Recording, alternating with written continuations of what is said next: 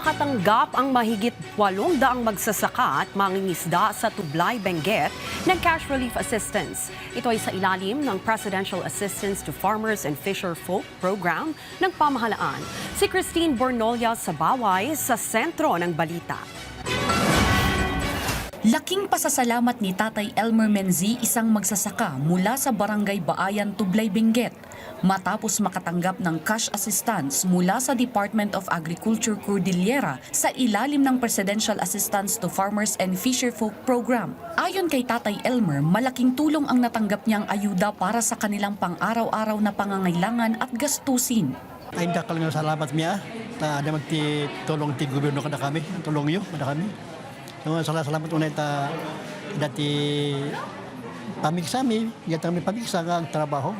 Isa lamang si Tatay Elmer sa mahigit 800 magsasaka at mangingisda na nakatanggap ng cash assistance sa Tublay, Benguet. Sa ilalim ng Presidential Assistance to Farmers and Fisherfolk Program, mahigit 2,300 na cash assistance ang natanggap ng mga benepisyaryo.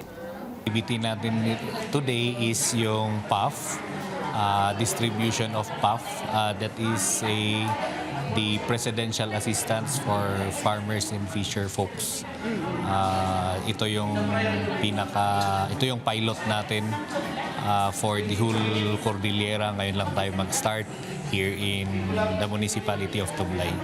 Ayon sa DA-CAR, tanging mga nakarehistro sa Registry System for Basic Sectors in Agriculture o RSBSA ang kwalipikadong makakatanggap ng cash assistance. Dahil dito, hinihikayat ang mga hindi pa nakapagparehistro na magpalista upang makabenepisyo sa mga susunod na programa ng pamahalaan.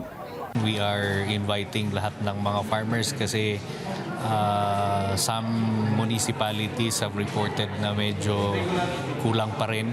Hindi pa rin nagre-register lahat ng mga farmers natin. Kasabay ng aktibidad ang Farmers Forum at RSBSA Caravan.